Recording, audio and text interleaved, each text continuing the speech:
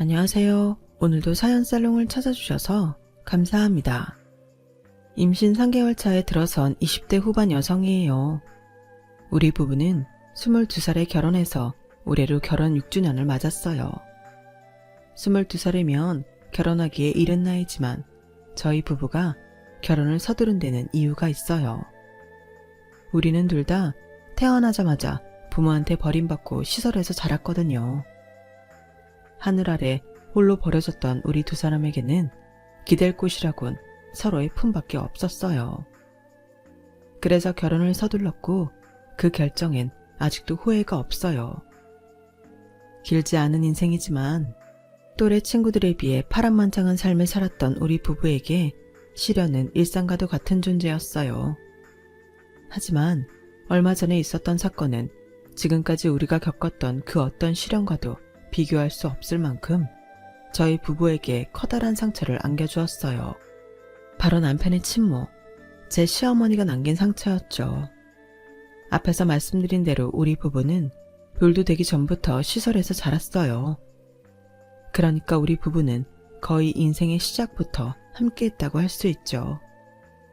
어릴 때는 형제처럼 한 이불을 덮고 자랐고 청소년기가 돼서는 친구처럼 등하굣길을 함께 했어요. 학교와 사회에서 받는 차별도 내 옆에 있는 남편 덕분에 참을 수 있었고 현실의 벽 앞에 좌절했을 때도 서로가 서로의 버팀목이 되어주었죠. 그러다 20살이 되던 해 우리는 시설을 나오게 되었어요. 우리 나이에는 꽤 큰 돈이었지만 현실적으로는 월세방 보증금도 될까 말까한 금액의 정착금으로 시설이라는 울타리 밖에 새로운 둥지를 틀어야 했죠. 남편과 저는 부동산 거래 앱에 올라온 저렴한 월세방을 찾아 나섰어요. 하지만 앱에 올라와 있던 매물은 막상 찾아가 보면 다 빠지고 없기 일쑤였고 부동산 중개사가 소개해주는 집은 가격도 높고 시설도 형편없는 게 태반이었어요. 아직 사회 경험이 없던 저희는 방을 구하러 다니는 내내 닳고 다른 어른들한테 휘둘리기만 했죠. 다행이라면 다행일까요? 저희한테는 한정된 금액 외에는 더 이상 돈이 나올 구멍이 없었기 때문에 나쁜 어른들의 소나기에서 놀아나지 않을 수 있었어요. 학생, 그 돈으론 서울에서 방 못 구해.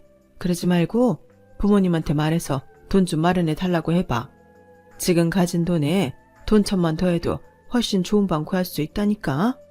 설마 부모님이 자식 위해서 그 정도 못 해주실까? 누군가에겐 쉬운 일일지 모르겠지만 적어도 저희 두 사람한테는 절대 불가능한 일이라는 걸 그분들은 모르시더라고요. 결국 방 구하는 게 녹록지 않았던 저희는 시설에 자원봉사를 하러 오는 대학생 언니 오빠들한테 도움을 청했어요. 그랬더니 며칠도 안 돼서 대학가 주변에 저렴한 방을 구해주었어요. 그렇게 구한 방 중에 하나는 제가 하고 나머지 방은 남편이 하기로 했는데 계약 첫날 돌연 남편이 계약을 안 하겠다고 하지 뭐예요. 야, 너 정말 계약 안 할 거야? 퇴소하면 당장 갈 곳도 없잖아. 그게 어쩌면 방을 구하지 않아도 될지 몰라서 말이야. 왜?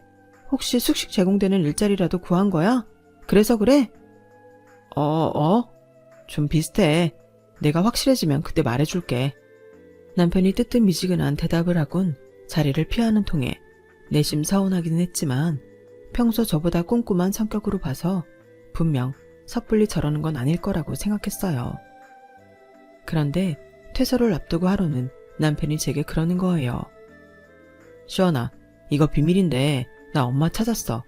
시설에서 나가면 엄마랑 살 거야. 무엇보다 반가운 말이었지만 그 말을 듣는데 순간 가슴이 철렁했어요. 그동안은 서로 같은 처지였기에 누구보다 가깝게 느껴졌었는데 이제는 더 이상 우리가 같은 처지가 아니게 되었으니까요. 난 여전히 어두운 터널 속을 걷고 있는데 남편은 저 멀리 밝은 곳에 나가 있구나 하는 생각에 마냥 축하해 줄 수만은 없더라고요. 물론 겉으로는 웃는 얼굴로 축하한다는 말은 했지만 그런데 이어진 남편의 말에 약간 의구심이 생기더라고요. 근데 말이야, 이거 원장님이랑 선생님들한테는 비밀이다. 실은 엄마가 나랑 살 집을 구하는데 돈이 부족해서 내 정착금도 보태야 하거든. 그러니까 나 엄마 찾은 거 비밀로 해줬으면 좋겠어. 엄마는 아무한테도 말하지 말라고 했지만 그래도 너한테는 말해야 할 것 같아서 말하는 거야. 걱정 마, 얘기 안 해. 근데 나는 좀 걱정이 돼. 너희 엄마가 정말 같이 살겠다고 한 거 맞는 거지? 집은 어디에 구했는지 가봤어? 솔직히 돈이 부족하면 집 규모를 줄여가면 될 텐데 굳이 네 정착금까지 달라고 했다는 게 나는 좀 마음에 걸려. 정말 믿을 수 있는 거야? 그 말에 남편은 불같이 화를 냈어요. 야, 이시원, 너 지금 우리 엄마를 의심하는 거야? 아무렴 엄마가 자식한테 거짓말을 하겠냐? 왜? 내가 엄마 찾았다니까 배 아파서 그래? 나랑 같은 고아로 살다가 나만 탈출하는 것 같아서 배 아파 그러냐고. 정연이 너 무슨 말이 그러니? 난 그저 네가 걱정돼서. 그러자 남편은 제 말을 뚝 자르며 말했어요. 됐어. 그깟 걱정 필요 없으니까 앞으로 내 일에 상관 마. 시설 퇴소를 며칠 앞두고 20년 가까이 친구이자 남매처럼 지냈던 우리는 그렇게 갈라서게 되었어요. 퇴소 후 저는 계약해둔 집으로 이사를 했어요. 이사라고 해봐야 약간의 옷가지와 책, 그리고 후원자분들이 보내주신 살림도구 몇 개가 전부였지만 그래도 이것도 이사라고 반나절이 훌쩍 지나가 버리더라고요. 해가 지고서야 어느 정도 정리를 마치고 밥을 먹게 되었어요. 이삿날에는 짜장면이라도 이사를 도와준 대학생 봉사자분들과 방바닥에 둘러앉아 먹는데 순간 이 자리에 없는 남편 생각이 나더라고요. 평소대로라면 누구보다 열심히 짐도 나르고 제 걱정을 해줄 친구인데 방범창은 튼튼한지 누수가 되는 곳은 없는지 유난이다 싶을 정도로 꼼꼼하게 집안을 살피며 잔소리를 해댈 녀석이 더는 내 곁에 없다는 걸 깨닫자 부모 잃은 새처럼 어깨에 힘이 쭉 빠지는 것 같았어요. 태어나서 지금까지 하루도 떨어져 지낸 적이 없던 터라 그 빈자리가 더욱 크게만 느껴졌는지도 모르겠네요. 그러면서도 한편으론 나한테 그따위 소리나 해놓고는 사과도 않고 나보다 하루 일찍 퇴소를 해버린 남편이 믿기도 했어요. 그래, 이렇게 나온다 이거지? 좋아, 나도 너 있고 혼자 잘 살 거다. 앞으론 길에서 우연히 보더라도 아는 척하지 말자. 속으로 이를 박박 갈면서 단무지를 씹어댔죠. 이사를 마친 그날 혼자 텅 빈 방에서 잠을 자려는데 기분이 이상하더라고요. 그리 넓은 방도 아닌데 작은 소리도 울리는 게 마치 세상에 혼자 남겨진 것 같은 기분마저 들었어요. 평소 제 옆에서 귀찮게 하던 동생들도 없고 제 물건에 손을 댈 짓궂은 애들도 없으니 좋아해야 마땅한데 오히려 그 귀찮았던 순간들이 그리워지기까지 한 거예요. 혼자라는 게 이렇게 허전한 거구나 하는 걸 퇴소 전날 깨달을 수 있었어요. 그래서 더 남편이 그립더라고요. 하지만 언제까지고 감상에 빠져 살 수만은 없었어요. 이제는 먹는 것도 입는 것도 온전히 제 손으로 해결해야 하는 만큼 열심히 벌어야 했거든요. 당시 저는 아직 고정적인 일자리를 찾지 못해서 전부터 하고 있던 패스트푸드점 아르바이트를 하고 있었어요. 학교도 졸업하고 시간이 많아서 타임을 늘렸더니 엄청 피곤해서 퇴근하고 나면 집에 와서 쓰러지듯 잠들기 일쑤였어요. 그러던 어느 날이었죠. 피곤에 쩔어서 잠이 들었는데 초인종 소리가 들리더라고요. 그 시각에 나를 찾아올 사람이 없어서 잘못 누른 거겠거니 하고 다시 잠을 청하려는데 이번엔 문을 두드리는 소리가 들리더라고요. 순간 겁이 덜컥 났어요. 그럴 리는 없지만 문 밖에 저 사람이 당장 현관문을 뜯고 들어오지 않을까 걱정이 됐거든요. 이 시간에 도움을 청할 곳도 없어서 막막한 그때 문 밖에서 낯익은 목소리가 들렸어요. 시원아, 나야 정연이. 안에 있으면 문 좀 열어줘. 정연이란 말에 순식간에 긴장이 풀어졌어요. 그리고 니네 화가 치밀었죠. 야, 지금이 몇 시인데 남의 집에 찾아와서 문을 열래? 볼멘 소리를 하면서 현관문을 열었는데 글쎄, 야 이정연, 너 꼴이 왜 이래? 제 눈앞에 서 있는 남편의 모습은 서울역에서 보던 노숙자나 다름없었어요. 정말 미안한데 나 며칠만 재워주면 안 될까? 나 갈 데가 없어. 창피함도 무릅쓰고 나를 찾아온 남편은 그 말을 하면서 울먹였어요. 그 모습을 보고 제가 어떻게 돌려보낼 수가 있겠어요. 야, 친구끼리 뭐가 미안하냐? 이 멍청아. 그딴 소리 할 시간 있으면 당장 들어와서 씻어. 너 냄새 엄청 구리니까. 저는 남편을 데리고 들어와 욕실에 밀어 넣었어요. 그리곤 제가 가진 옷 중에서 사이즈가 가장 큰 바지랑 티셔츠를 꺼내 욕실 문 앞에 놓았어요. 아무래도 상태를 보아하니 며칠 굶은 것 같아서 라면을 끓이고 비상용 햇반도 하나 데웠어요. 씻고 나온 남편은 제 예상대로 배가 많이 고팠는지 자존심이고 뭐고 허겁지겁 라면을 먹느라 바빴어요. 밥을 다 먹은 남편은 그제야 잊었던 창피함이 밀려왔는지 저랑 눈도 못 마주치고 고개를 숙이더군요. 너 엄마랑 산다고 친구도 버리고 가더니 왜 이 꼴로 왔냐? 혹시 너 엄마한테 쫓겨났냐? 그러자 남편이 어깨를 들썩이며 흐느끼기 시작했어요. 20년간 같이 살았지만 그런 모습은 처음이라서 당황한 저는 어쩔 줄 몰라 했죠. 한참을 흐느끼던 남편은 어느 정도 마음이 진정됐는지 지난 한 달여간 있었던 일들을 전해주었어요. 퇴소하던 날 택시에 짐을 싣고 함께 살기로 한 집까지 갔더니 정작 그 집에선 엉뚱한 사람이 나오더래요. 같이 살 집을 구한다고 남편의 정착금까지 받아간 엄마는 돈만 챙기곤 호련히 사라진 뒤였죠. 휴대폰으로 전화를 해보니 없는 번호라는 멘트만 흘러나왔고요. 엄마한테 2번이나 버려졌다는 사실에 하늘이 무너지는 것 같았대요. 게다가 정착금마저 뺏겼으니 당장 살 집을 구할 길도 없었죠.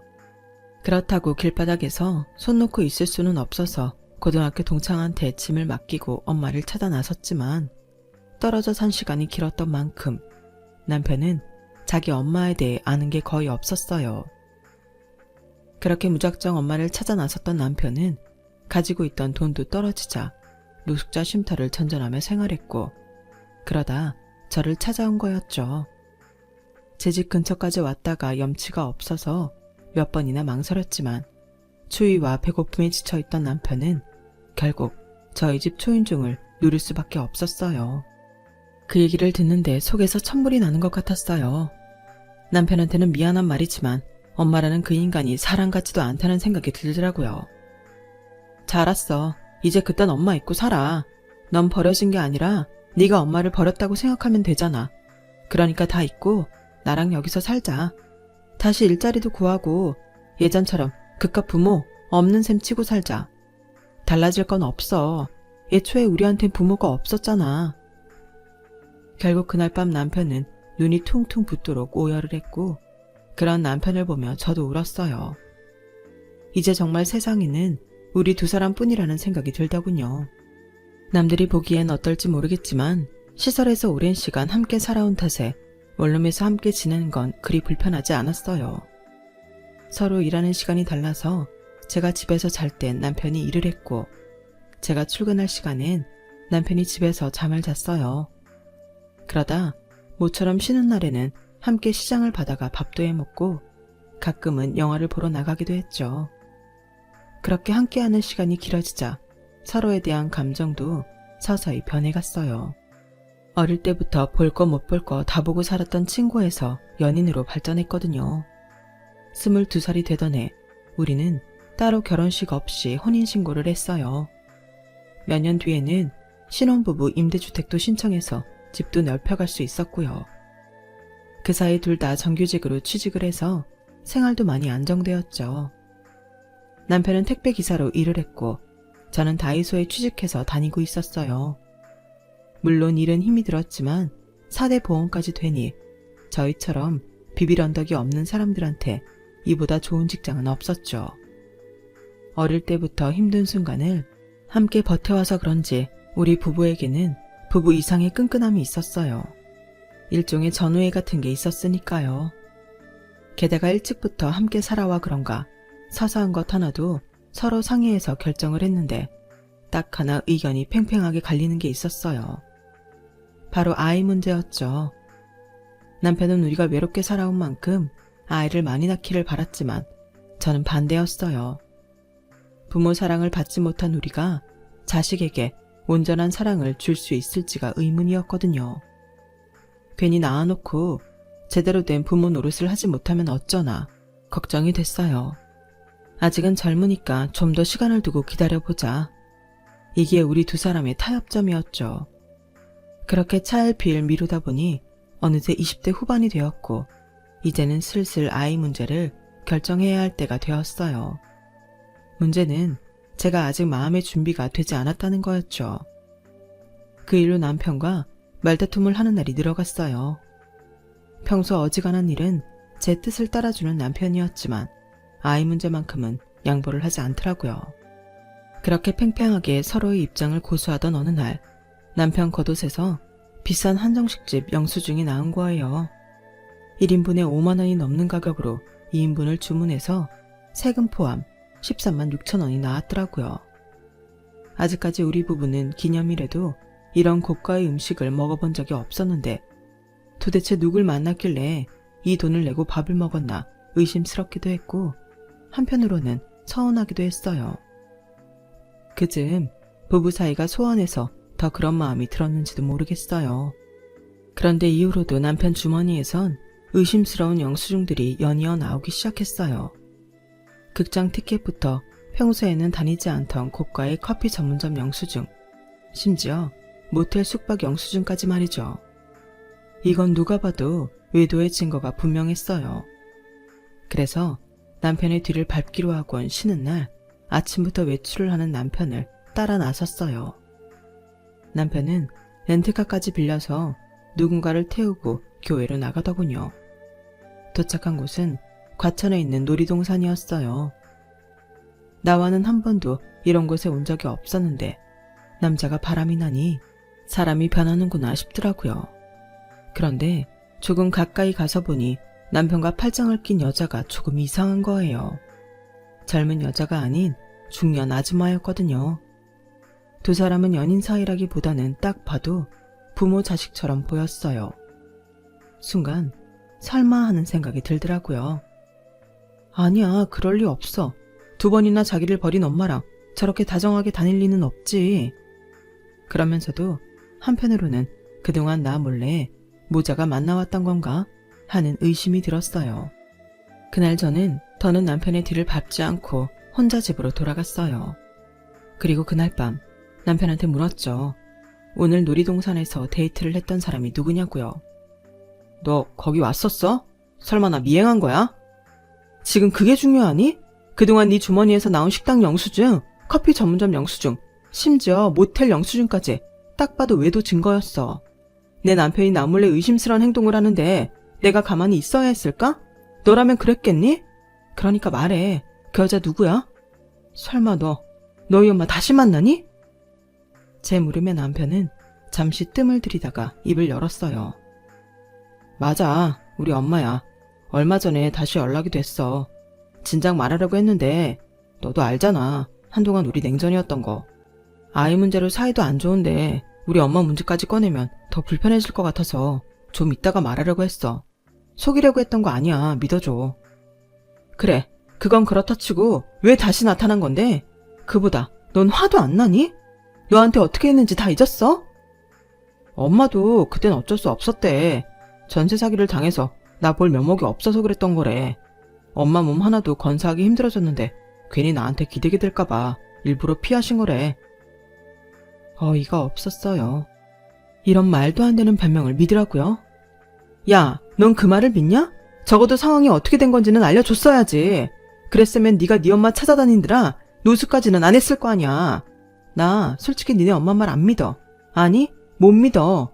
다른 것도 아니고 너한테는 목숨 같은 정착금이었어. 그걸 뺏어가 놓곤 어떻게 뻔뻔하게 네 앞에 다시 나타나. 너 바보냐? 어떻게 그런 사람을 아직도 믿냐고.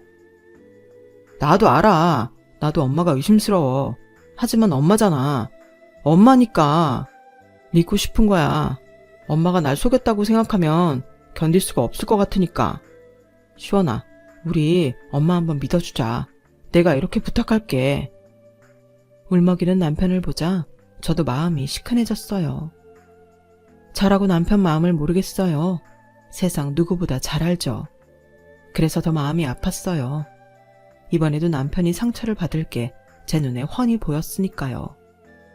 그래도 남편 부탁을 거절할 수는 없더라고요. 내 인생의 유일한 가족이자 버팀목인데 나마저 외면하면 안 될 것 같았거든요. 그래서 얼마 뒤 정식으로 시어머니를 집에 초대했어요. 자식을 2번이나 버린 모진 사람치고는 꽤나 수수하고 선해 보이는 인상이더라고요. 이런 사람이 어떻게 자식 가슴에 2번이나 비수를 꼽았을까 의아할 정도였죠. 남편은 평소보다 들뜬 표정으로 자기 엄마한테 저를 소개했어요. 시설에서 함께 자라온 것과 자기가 힘들 때 선뜻 방 한 켠을 내어준 사람이라고 말이죠. 그랬구나. 그때 그 친구구나. 미안해요. 내가 전세 사기를 당하는 바람에 그쪽한테도 신세를 지게 되었네요. 엄마도 참 그쪽이 뭐야 며느리한테. 하참 그렇지.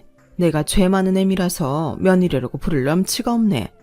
괜찮다면 날 시어머니로 받아줄래요? 선택의 여지가 없는 상황이라 저는 고개를 끄덕였어요. 남편이 기대에 찬 눈빛으로 바라보고 있는데 싫다고 할 수 없었거든요. 그래요. 그럼 지금부터는 내가 말 놓을게요. 우리 앞으로 잘 지내보자 며느라. 제 손을 꼭 잡으시곤 선하게 웃으시는데 그 모습이 제 눈에는 가면 쓴 독사처럼 느껴졌어요. 그래서 온몸에 소름이 돋더라고요. 그날 인사를 나눈 뒤 시어머니는 수시로 집에 찾아왔어요. 택배 일을 하는 남편은 늦게 퇴근을 해서 먼저 퇴근해 있던 제가 시어머니를 만난 날이 많았어요. 그러다 보니 자연스레 시어머니랑 보내는 시간이 많았어요. 처음엔 나긋나긋하게 저를 대하시던 시어머니는 조금씩 특유의 시어머니 노릇을 하려 들었어요. 제 반찬 솜씨를 가지고 타박을 하거나 옷장에 걸린 남편 옷을 보고는 타박을 하시더라고요. 얘, 넌 네 남편을 뭘로 하는 거냐? 세상에, 이게 옷이니? 거적대기지? 어떻게 된 게 입을 만한 옷이 하나도 없니? 넌 네 입을 옷은 사들이면서 네 남편은 이렇게 거지꼴로 다니게 하니? 지금까지 이러고 산 거야? 세상에. 그리고 말 나온 김에 얘기 좀 하자. 너 애 안 갖겠다고 그랬다며? 어머님, 그게 아니라 아직 마음의 준비를. 그러자 제 말을 딱 자르며 한숨을 쉬시더라고요. 세상에 기가 막혀서 말도 안 나온다. 얘, 니들처럼 부모 없이 자란 애들은 하나라도 더 낳아서 북적대고 살아야 하는 거야. 근데 뭐? 마음의 준비? 넌 무슨 놈의 준비를 6년이나 하니? 그 놈의 마음은 이번 생에 준비가 되긴 하는 거냐? 쓸데없는 고집 부리지 말고 애부터 가져. 난 또 뭐 대단한 이유라도 있다고? 네 고집 때문에 우리 집 대끈을 생각 말고 얼른 애부터 낳아. 굴러들어온 돌이 박힌 돌 빼낸다는 말은 익히 들어와서 알고 있었지만 그 말을 이렇게 심하게 실감하게 될지 몰랐어요. 시어머니는 저희 부부의 은밀한 영역까지 침범해서는 자기 뜻대로 휘저으려 하셨어요. 솔직히 당장이라도 대들고 싶었어요. 어머님이 언제부터 엄마 노릇을 했다고 이러시는 거예요. 괜히 잘 살고 있는 우리 부부 사이에 분란 일으키지 마시고 가만 계세요. 하지만 목구멍까지 올라온 이 말을 그대로 삭힐 수밖에 없었어요. 제가 이렇게 따졌다가는 상처는 고스란히 제 남편이 받게 될 테니까요. 그런데 얼마 뒤 기암을 토할 일이 생긴 거예요. 그동안 하루 이틀 주무시고 가시는 날은 몇 번 있었는데 아이의 짐을 싸들고 저희 집으로 들어오시겠다지 뭐예요? 그 말에 놀란 건 남편도 마찬가지였어요. 엄마, 그건 이 사람이랑 상의를 해봐야 해요. 나 혼자 결정할 수 있는 일이 아니니까요. 아니, 네가 이 집의 가장인데 내가 이 집에 들어와 사는 걸 네 처 허락을 받아야 한다는 거니? 너 혹시 엄마가 너 시설에 버렸다고 미워서 그러는 거니? 그런 거라면 알았다. 내 생각이 짧았어. 엄마는 이제라도 우리 아들이랑 같이 살면서 그동안 못 준 적 나누고 살고 싶어서 그랬던 것뿐인데 내가 너무 염치가 없었구나. 내 아들이 날 이렇게 미워하는 줄도 모르고 말이야. 보란듯이 눈물까지 글썽이며 마음 여린 제 남편을 자극하자 남편은 집가방을 들고 자리에서 일어서려는 시어머니 팔을 잡았어요. 엄마, 그런 거 아니에요. 내가 왜 엄마를 미워해요? 절대 아니에요. 저는 단지 우린 한 가족이니까 시원이 의견도 들어봐야 한다는 얘기였어요. 그래? 그럼 며느리 넌 어떻게 생각하니? 나 이 집에서 살아도 되겠니? 공은 돌고 돌아 제게 던져졌고 지금 제가 안 된다고 하면 저는 헤어진 지 28년 만에 모자로 살아보겠다는 사람들을 떼어놓는 천하의 인정머리 없는 여자가 되는 거였어요. 제 처분만 바라고 있는 두 사람의 눈빛에 저는 온몸에 기운이 쭉 빠지더라고요. 도대체 나한테 왜 이러나 하는 생각만 들었어요. 허락을 하자니 내가 힘들게 뻔했고 반대를 하자니 마음이 힘들어질 것 같아서 자포자기하는 심정으로 마음대로 하라고 했어요. 그렇게 시어머니는 저희 집에 들어와 살게 되었어요. 말로는 맞벌이를 하는 저희 부부를 대신해 살림을 살아주겠다고 했지만 퇴근 후 지친 몸을 이끌고 돌아와 보면 집안은 돼지우리나 다름없이 어질러져 있었어요. 하루 종일 까대기에 제품 정리까지 하느라 온몸이 천근만근인데 엉덩이 한번 붙일 새 없이 시어머니는 일을 시켰어요. 얘, 너 음식 한 좀 약하게 해야겠더라. 짜게 먹으면 몸에 안 좋아. 그리고 반찬에 신경 좀 써라. 육류는 소량으로 자주 먹는 게 좋아. 우리 아들이 몸 쓰는 일 하는 앤데 풀떼기만 먹여서야 되겠니? 그리고 상해 생선도 자주 올려라.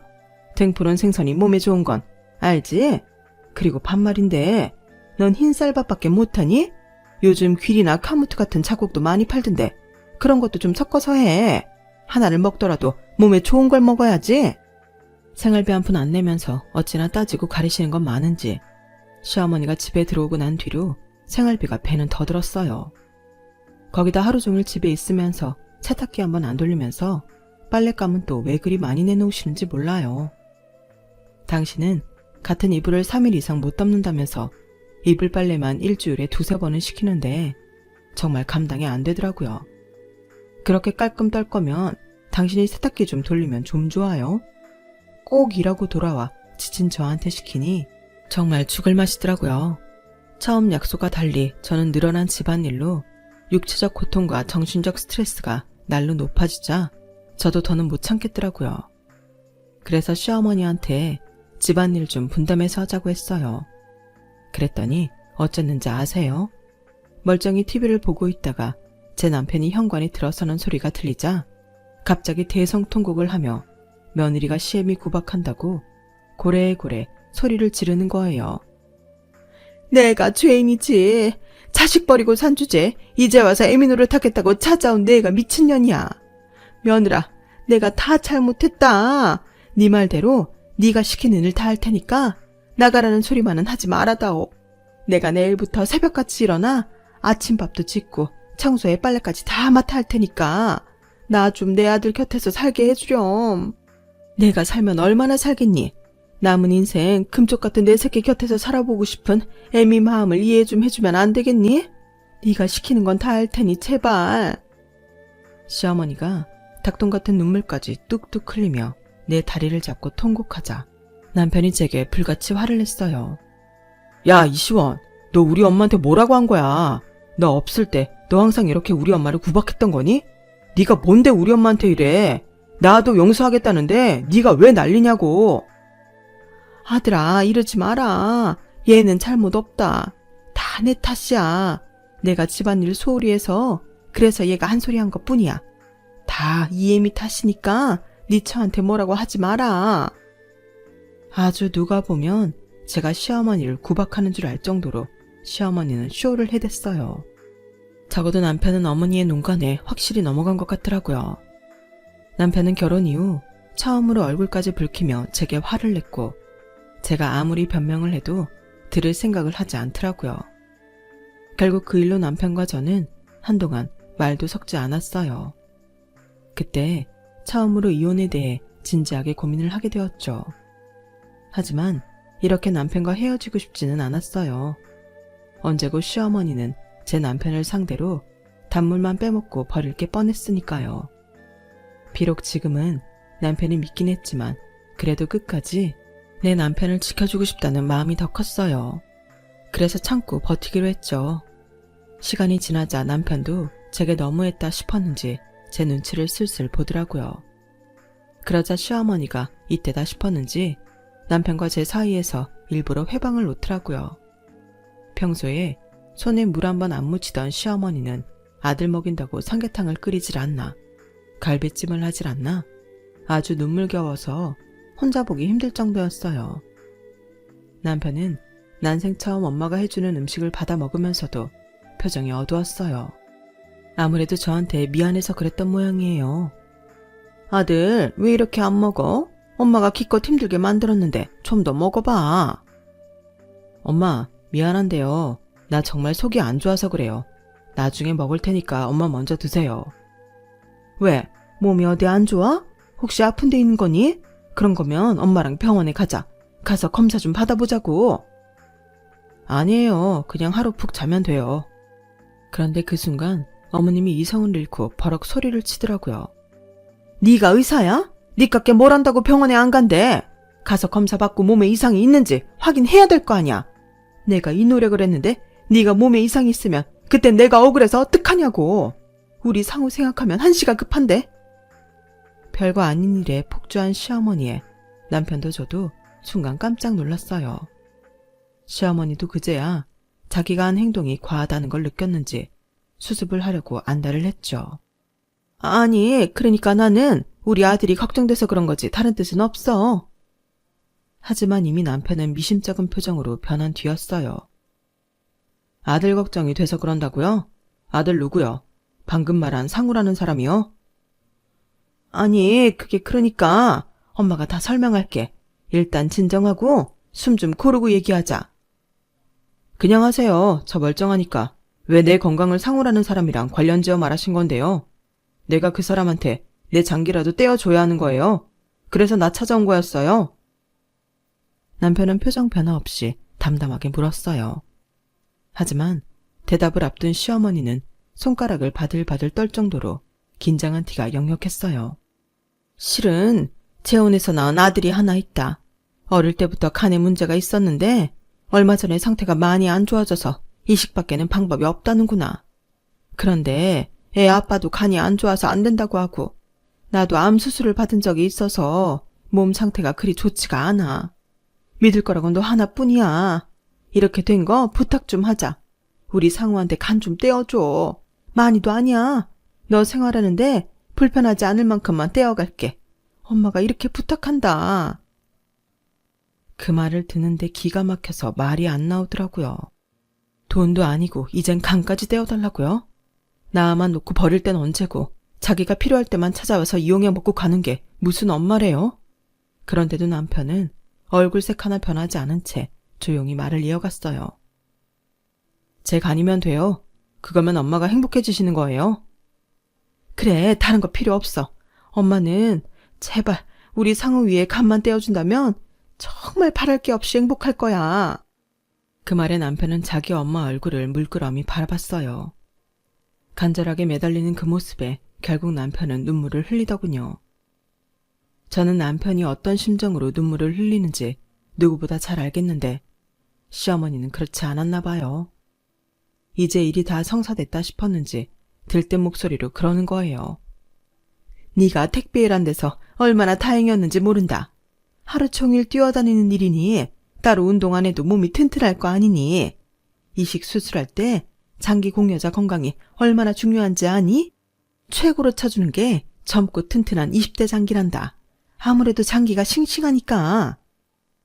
자기 아들을 두고 싱싱한 장기 취급을 하는 시어머니를 보니 순간 이성의 끈이 뚝 끊어져 버렸어요. 미친 소리하고 자빠졌네. 뭐? 내 남편을 두고 싱싱한 장기가 어쩌고 어째? 당신이 이고도 엄마야? 당신이 사람이냐고. 어떻게 자기 아들 마음은 생각 않고 배 갈라서 장기 빼갈 생각만 해? 상운지 뭔지 그 아들은 귀하고 눈앞에 하는 이 아들은 고작 간 빼먹을 수 있는 껍데기로만 보이는 거냐고. 당신이 무슨 권리로 내 남편 간을 빼가겠다고 하는지 모르겠지만 난 절대 안 줄 거야. 손톱만큼도, 아니 눈곱만큼도 안 돼. 당신한테는 이 사람이 별거 아닐지 모르겠지만 나한텐 세상에서 가장 소중하고 귀한 사람이야. 당신이 함부로 상처 줘도 되는 사람이 아니라고. 그러니까 미친 소리 그만하고 당장 우리 집에서 나가. 당장 꺼지라고. 이게 어디서 시애미한테 지랄이야? 야, 내가 언제 너한테 간 떼어달라고 했냐? 내 아들한테 엄마가 간 달라고 하는데 네가 무슨 상관이야? 얘는 내가 낳았어. 네 아들이 아니라 내 아들이라고. 그러니까 넌 빠져. 처음부터 눈에 거슬린다 했더니 끝까지 방해를 하고 지랄이야. 아들, 이런 여자랑 말 섞지 말고 엄마랑 병원부터 가자. 가서 이식적합검사부터 받고 수술 날짜도 잡아야지. 시어머니는 제 남편 손을 끌어당기며 병원에 가자고 재촉했어요. 그러자 남편이 그 손을 뿌리치며 그러더군요. 내가 간을 줘야 엄마가 행복하다면서요. 그래, 그러니까 엄마랑 병원 가자. 싫어요. 나 병원 안 갈 거예요. 난 엄마가 행복한 거 원하지 않거든요. 날 낳자마자 시설에 버려놓고 20년 동안 한 번도 찾아오지 않았잖아요. 기껏 찾아와선 내 정착금 훔쳐서 도망쳤잖아요. 그래놓곤 이제 살만하니까 찾아와선 내 간까지 내놓으라고요? 엄마가 염치 없는 사람인 건 알았지만 이렇게 쓰레기인 줄은 몰랐어요. 아니, 어쩌면 처음부터 알았는지도 모르겠네요. 그런데도 엄마를 받아들인 이유는 하나예요. 비록 쓰레기 같은 엄마지만 그래도 나한테 가족이 있다는 위안을 삼고 싶어서요. 그런데 이제 보니 엄마는 제 가족이 아니었네요. 남보다 못한 사이였어요. 내 가족은 지난 28년간 쭉 내 곁을 지켜준 내 아내 하나뿐인데 그걸 너무 늦게 깨달은 것 같아요. 그러니까 엄마, 이제 가세요. 난 내 가족이랑 잘 살 테니까 엄마는 엄마 가족이랑 사세요. 돈 떨어졌다고 나 찾아올 생각 말고 엄마가 사랑하는 아들 살리겠다고 나 찾아와 간달라고 떼쓰지 말고 엄마가 스스로 만든 지옥 속에서 비참하게 살아가세요. 그게 내 소원이에요. 나가요 당장. 더 이상 우리 집 더럽히지 말고. 정연아, 너 이러면 안 돼. 엄마한테 이러면 안 되는 거야. 이러지 말고 우리 천천히 얘기 좀 해보자. 일단 사람은 살리고 봐야 하잖아. 우리 상우 네 동생이야. 만나보면 생각이 달라질 테니까 엄마랑 상우 입원해 있는 병원에 가자. 가서 인사도 하고 검사도 받자. 응? 끝까지 자기 편한 대로 제 남편을 이용해 먹으려는 시어머니를 보니 참을 수가 없었어요. 내 손에서 끝내야겠다 싶더라고요. 자꾸 이러시면 저희도 그냥 순순히 못 끝내드려요. 어머님이 제 남편 정착금 훔쳐간 거 기억하시죠? 함께 살 집 보증금에 보탠다고 가져가셨던 거 말이에요. 그거 엄연히 사기인 거 아세요? 다행히 사기죄 공소시효가 7년에서 10년으로 길어진 덕에 아직 어머님을 사기죄로 고소할 수 있겠더라고요. 거기다 장기까지 내놓으라고까지 하고 계시니 협박죄도 포함해야겠네요. 자, 어떻게 하실래요? 조용히 제 남편한테 손 떼고 가실래요? 아니면 법정에서 저희랑 더러운 싸움 한번 해보실래요? 법정으로 가면 어머님이 딸랑 돈 몇 푼으로 끝내지 못할 거예요. 어떻게 해드릴까요? 이참에 콩밥 좀 드셔보실래요? 어머님이 좋아하시는 건강식일 텐데 어쩌실래요? 그 말에 시어머니는 눈빛이 떨렸어요. 저희 그동안 부모 없이도 잘 살았어요. 그 얘긴 뭐냐면요. 어머님이 이 인생에 티끌만큼의 영향력도 행사할 수 없다는 얘기예요. 앞으로 찾아와서 눈물 콧물 빼셔도 소용없을 거예요. 이 사람이 하는 말 들었죠? 어머님 행복하지 않길 바란다는 말이요. 저는 거기다 더해서 어머님이 불행해지길 바래요. 그러니까 한 번만 더 찾아와서 내 남편 인생 흔들려고 하면 저도 가만히 있지 않을 거예요. 개처럼 물어뜯어서라도 어머님 인생에도 상처 내드릴 거예요. 내 남편이 받은 상처에 10배, 20배로 갚아줄 테니까 자신 있으면 또 찾아와 보세요. 그땐 어머님 인생 개박살날 각오하셔야 할 겁니다.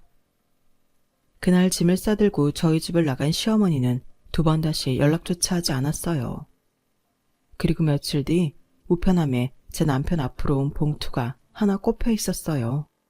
그 안에는 100만 원짜리 수표가 들어있더라고요. 남편이 시어머니한테 뺏겼던 정착금 액수만큼이었죠. 그래도 법정 싸움은 피하고 싶었던 모양이더라고요. 그제서야 그 돈을 돌려준 걸 보니 말이에요. 그 일이 있은 후로 저희 부부는 다시 예전처럼 돌아갔어요. 아니, 예전보다 더 끈끈한 사이로 변했죠. 그리고 그 덕에 지금 제 뱃속에는 새로운 생명이 들어있어요. 임신 사실에 놀라긴 했지만 눈물까지 흘리며 기뻐하는 남편을 보니 왠지 저도 뿌듯하더라고요. 아직도 제가 좋은 부모가 될 자신은 없지만 노력해 보려고 합니다. 남편과 함께라면 왠지 잘 해낼 수 있을 것 같거든요. 비록 서툴지는 몰라도 내 자식을 끝까지 책임질 수 있는 부모가 될 생각입니다. 그거야말로 우리를 버린 부모한테 하는 가장 우아한 복수가 아닐까 생각하거든요. 지금까지 제 사연을 들어주셔서 감사합니다. 들어주신 좋은 부모님들 항상 건강하시고 행복하세요. 여러분, 사연 댓글에 응원과 현명한 조언 부탁드려요. 좋아요와 구독은 저에게 큰 힘이 됩니다. 오늘도 좋은 일 가득하세요.